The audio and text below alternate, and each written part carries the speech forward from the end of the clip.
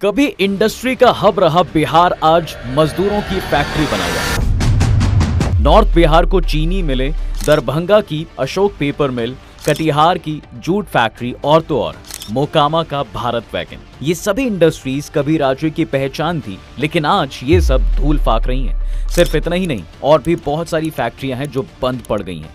कभी यही बिहार देश में हो रहे शुगर प्रोडक्शन का 40% कंट्रीब्यूट करता था, आज 4% पर सिमट गया। अब सवाल यह है कि साहब ये सभी इंडस्ट्रीज बंद क्यों हो गई? सरकार ने इसे बचाने की सच में कोशिश की थी या सिर्फ दिखावा किया? जानेंगे इन सभी सवालों के जवाब आज की इस वीडियो। तो साहब साल 1978 में भारत वैगन की 2 यूनिट मोकामा और मुजफ्फरपुर में स्टैब्लिश हुई। इसको बनाने में हेवी इंजीनियरिंग कॉर्पोरेशन लिमिटेड यानी कि HECL और भारत हेवी इलेक्ट्रिकल्स BHEL ने मदद की।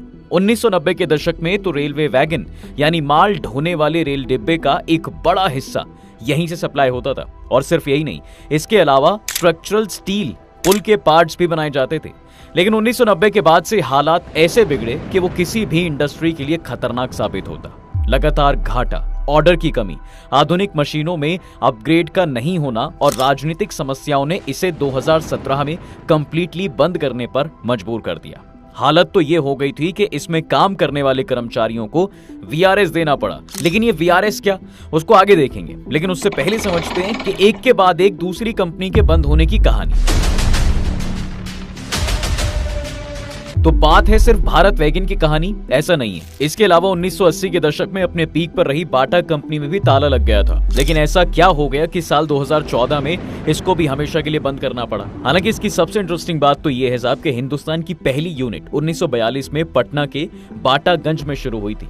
इसके ठीक 1 साल बाद 1943 में मोकामे घाट टेनरी यूनिट यानी कि चमड़े बनाने की फैक्ट्री, जिसका इस्तेमाल कर शूज और स्लीपर्स बनाए जाते थे, वहीं इसकी शुरुआत की गई थी। अब जरा सोचिए कि 90 के दशक में ये कितनी प्रॉफिटेबल थी कि 1988 में इसका एशिया का सबसे बड़ा एफिलिएंट ट्रीटमेंट प्लांट यानी ETP लगाया गया।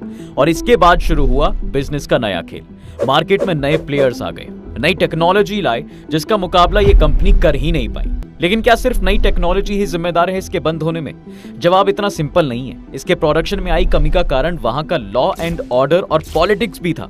साथ ही बढ़ते क्राइम ने इस कंपनी को घाटे का व्यापार बना दिया। उसके बाद क्या हुआ वो अब तक आप सबको पता ही चल गया, मतलब कंपनी का शटडाउन। और जब यूनिट बंद हुई तो कंपनी के टॉप मैनेजमेंट के सामने सबसे बड़ी समस्या आकर खड़ी हो गई, और वो ये थी कि इसके सभी रिसोर्सेज शिफ्ट कहां पर करें। लेकिन लास्ट में कोलकाता, बेंगलुरु और बाटानगर जैसे प्लांट्स में ले जाने के लिए इसे डिसाइड होता है, और फिर सभी रिसोर्सेज को वहां पर शिफ्ट किया गया। हालांकि 33 एकड़ में फैली मोकामा की इस इंडस्ट्री की जमीन का ओनरशिप अब भी बाटा के पास ही है। और तो और हमने 2 कंपनियों का जिक्र भी किया था। लेकिन इसके अलावा मैकडोवेल्स यानी कि यूनाइटेड स्पिरिट्स प्लांट में भी ताला लटका दिया गया। इसका कारण था 2016 में आई शराबबंदी। वही national textile corporation Ashok paper mill जो दरभंगा में थी, वो और कटिहार की जूट मिल भी, ये भी बंद हो गई। लेकिन इन सब के बंद होने में एक कॉमन कारण था, पुरानी टेक्निक, लॉस और सबसे ज्यादा पॉलिटिकल इंटरफेरेंस। यानी 1990 के दशक में बिहार में इंडस्ट्री तो खूब चली साहब, लेकिन उसके बाद बिजली, क्राइम, पॉलिसी इंस्टेबिलिटी और मार्केट कॉम्पिटिशंस के कारण धीरे धीरे सब शट डाउन हो गई। अब यहाँ पर VRS के बारे में भी क्लियर कर देते हैं, जिसको आपने वीडियो में कुछ देर पहले सुना था। दरअसल ये एक योजना होती है जिसमें वर्कर्स अपनी मर्जी से न सिर्फ नौकरी छोड़ सकते हैं, बल्कि नौकरी छोड़ने के बदले सेटलमेंट पैकेज अपनी शर्तों पर कंपनी से नेगोशिएट कर सकते हैं। वैसे कंपनी इसको अपने एम्प्लॉय को तब ऑफर करती है जब कंपनी कॉस्ट कटिंग करना चाहती है, और ऐसा करने के लिए बहुत सारे मेजर्स कंपनी को उठाने पड़ते हैं। उसमें से ही एक स्टेप है मैन पावर को कम करना, जिसे VRS के थ्रू पूरा किया जाता है। अब वापस से आते हैं अपनी स्टोरी पर। और इस दौर में बहुत सी अलग अलग कंपनियां बिहार में बंद हुई, तो उस समय की सरकार को बचाने के लिए कुछ लोग तर्क देते हैं कि रॉ मटेरियल की कमी हो गई थी, कनेक्टिविटी नहीं थी। लेकिन ये भूल जाते हैं कि इस काम के लिए इजीनेस प्रोवाइड करना भी तो सरकार का ही काम था। और सिर्फ इतना ही नहीं, इससे भी बड़ी शॉकिंग बात तो ये होती है कि रॉ मटेरियल होने के बाद भी चीनी मिलें भी बंद हो गई। लेकिन क्यों? चलिए उसको भी समझते हैं। तो साहब आज मजदूरों की फैक्ट्री बना बिहार आजादी से पहले शुगर इंडस्ट्री का हब हुआ करता था। उस समय 1 नहीं, 2 नहीं, यहाँ तक कि 3 भी नहीं, बल्कि पूरे 33 चीनी मिलें रनिंग थी। लेकिन धीरे धीरे ये इंडस्ट्री बंद होती चलेगी। अब हालात ये हैं कि ये सिर्फ 28 मिलें ही हैं, लेकिन रनिंग कितनी है उसका नंबर आप जानकर शॉक हो जाओगे। तो रनिंग चीनी मिलें हैं सिर्फ 8। सोचिए, कभी बिहार की पहचान रही दर्जनों चीनी मिलें आज उनकी गिनतियां उंगलियों पर सिमट कर रह गई हैं। लेकिन ऐसा क्या हुआ, इसको समझने के लिए हमें आजादी के पहले के सालों से शुरू करना होगा। तो बात है साल 1937 तक, जब दुनिया के 21 सबसे बड़े शुगर प्रोड्यूस करने वाले देशों ने इसका ओवर प्रोडक्शन कर लिया था, जिसका नतीजा हुआ था कि इंटरनेशनल मार्केट में चीनी का दाम गिरने लगा। फिर इसके बाद इनके औपनिवेशक देशों जैसे कि ब्रिटेन, फ्रांस, नीदरलैंड ने मिलकर इंटरनेशनल शुगर एग्रीमेंट साइन किया। इसका मकसद न सिर्फ चीनी प्रोडक्शन को कंट्रोल करना बल्कि एक्सपोर्ट भी सीमित करना था। इसका असर भारत पर ऐसा पड़ा साहब कि यहां से चीनी एक्सपोर्ट पर 5 साल का बैन लगा दिया गया। और ये सब हुआ ब्रिटेन की वजह से, क्योंकि इंडिया उस समय ब्रिटेन की कॉलोनी था और ब्रिटेन ने एक्सपोर्ट ना की शर्त को एक्सेप्ट कर लिया था। नतीजा हुआ ये कि 1942 तक देश में इतनी ओवर प्रोडक्शन हो गई थी, चीनी मिलें लॉस में चलने लगी और कई चीनी मिलों को बंद करना पड़ा। और लगातार मिलों को बंद होता देख बाकी के मिल मालिकों में हड़कंप मच गया। उन लोगों को समझ नहीं आ रहा था क्या करें। सरकार की तरफ से कोई मदद नहीं मिल रही थी और चीनी के प्राइस तेजी से नीचे गिर रहे थे। इसके बाद मिल मालिकों ने एक एसोसिएशन बनाने की डिसाइड किया ताकि गिरते दामों को कंट्रोल किया जा सके। अब इन लोगों ने तो एसोसिएशन बना लिया, लेकिन यहाँ से एक दूसरी प्रॉब्लम शुरू हो जाती है। ये लोग चीनी का रेट तय करते करते 1966 से 67 तक इंडस्ट्री पर इतना कंट्रोल कर लेते हैं कि इस पर से सरकार का नियंत्रण ऑलमोस्ट खत्म हो जाता है। इसके बाद तो मिल को प्रोटेक्ट करने के बजाय सरकार और ओनर आपस में लड़ने लगे। अब इस टकराव को लंबा चलते देख केंद्र सरकार ने साल 1972 में दरअसल एक शुगर मॉनिटरिंग कमेटी बनाई थी, जिसका काम था मिलों की प्रॉब्लम्स और सिचुएशन पर रिपोर्ट तैयार करना। और साल के लास्ट वीक में इस रिपोर्ट को कमेटी ने केंद्र सरकार को सबमिट किया। लेकिन जब इसकी बातें सामने आई तो मिल मालिकों के होश उड़ गए।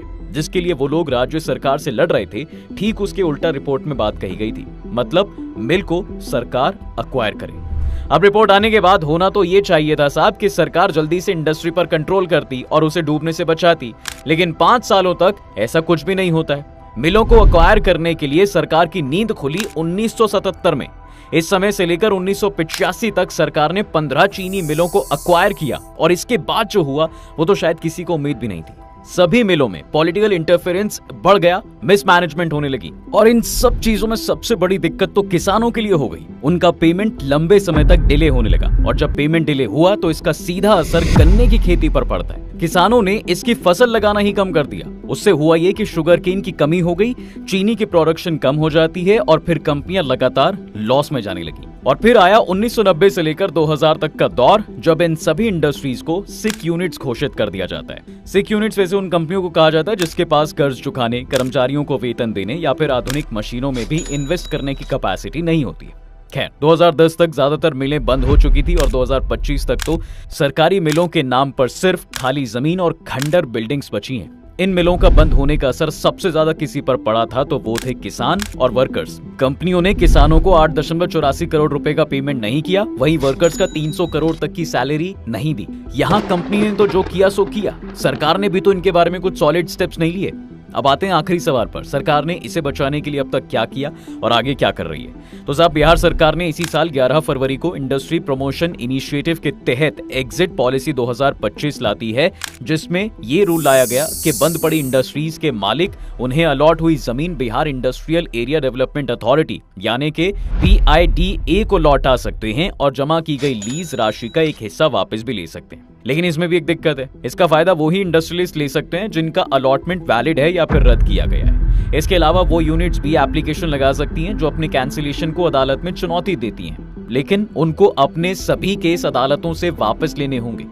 इस पॉलिसी का मकसद है बंद मिलों को रिवाइव करने के बजाय उनकी लैंड यूज रिलोकेशन पर, ताकि इन जमीन पर दूसरी इंडस्ट्रीज को एस्टैब्लिश किया जा सके। लेकिन उन लोगों के लिए ये नियम बिल्कुल लागू नहीं होने वाला जिनकी लीज समाप्त हो चुकी है और जमीन पहले ही किसी तीसरे पक्ष को ट्रांसफर की जा चुकी है। फिलहाल आज की वीडियो कैसी लगी कमेंट में जरूर बताइएगा। चैनल को जाते जाते सब्सक्राइब जरूर करते रहें।